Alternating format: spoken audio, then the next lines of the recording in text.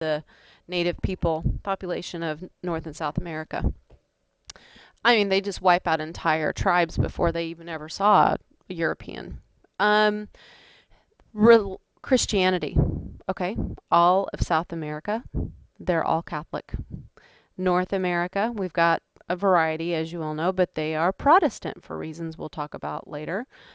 So the desire to spread Christianity, even if millions of people had to die and be enslaved, it was all for the greater good. That was a joke. Um, Guns, iron tools are brought over here. Of course, they're just going to transform America later on, and we'll definitely don't forget about this one. Um, these things are all taken, raccoons. We sent them raccoons. That's kind of good. Guinea pigs. So all these things just spread all over the world. And now, think of restaurants, and we can talk about this in class. One disease that came from the Americas, syphilis. Interesting. Look that up if you don't know what it is. There's a really good video called Guns, Germs, and Steel and how they transformed the world. Very, very, very interesting. We might watch it. You can read through this. I won't quiz you on who conquered what. But in that video, there is a good part, but it's kind of long, Guns, Germs, and Steel. Just talks about how when they came over, they were like Cortez, completely outnumbered by the native people who had built these humongous functioning cities with governments and everything. But when they came in, like 170 of them, on their horses and had their guns, they thought it was this god returning, and of course guns just decimated them, and that was it. So it's just amazing that those two things, the power. Okay, Spain, all of South America. That's why they speak Spanish, except for Brazil, which speaks Portuguese, Portuguesa, and they speak Spanish here, and there's a reason that it stops here. We'll get to that, and then it's English from there on up. Feel free to pause and read through this about just I don't know what word to use for the decimation that the diseases played, the role that they played. Um, okay, after, things get settled, in the first areas of colonization are, let me go back to this one, in what they call the Sugar Islands. Um, Let me get back to where I was. Of course, Africans enter the picture. It was Native Americans, but they, of course, can't withstand these diseases. Africans had already been exposed and had developed immunities. They could work in these areas. They came from relatively the same climate area. Um, so the vast majority, remind me to show you a map, it's in your book. The vast majority of Africans were taken to Central and South America. It's not a very good map there. Um, and were used for cultivating sugarcane, which was horrendous work.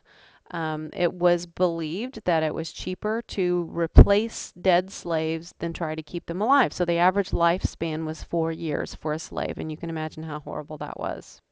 And of course, the African slave trade was just horrendous, crammed into their famous pictures. Remind me to show you in your book.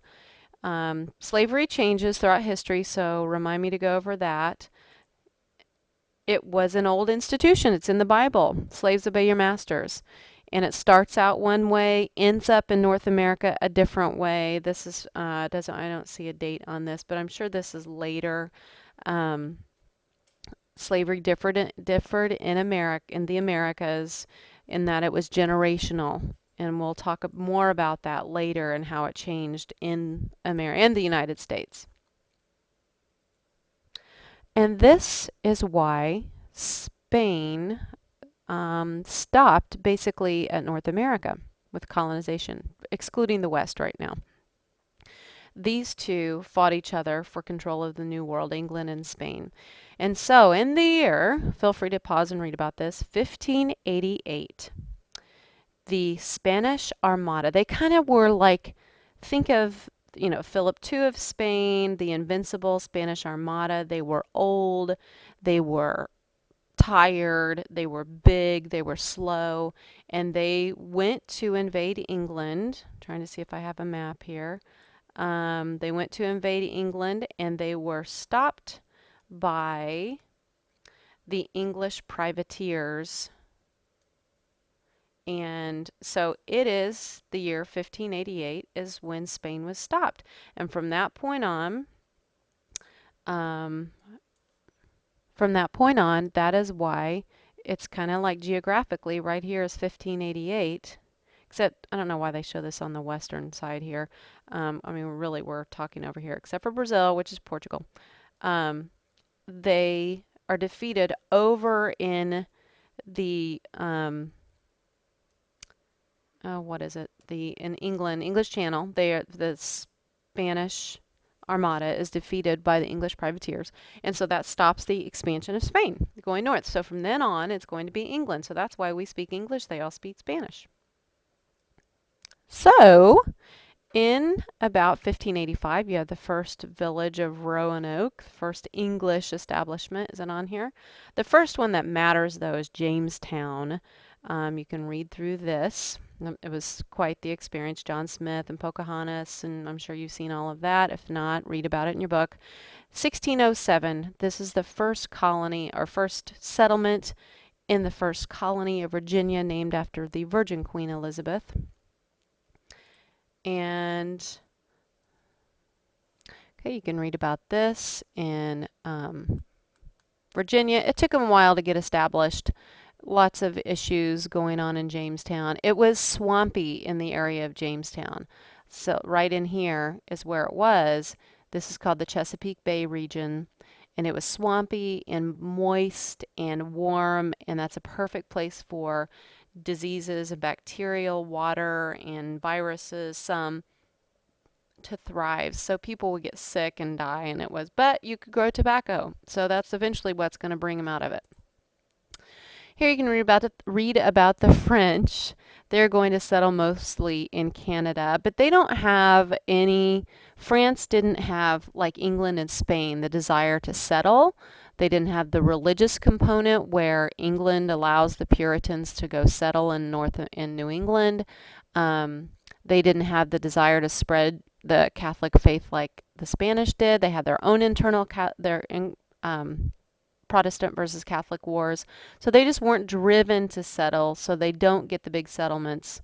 They up here in Canada, and then eventually, for various reasons, down here in Louisiana.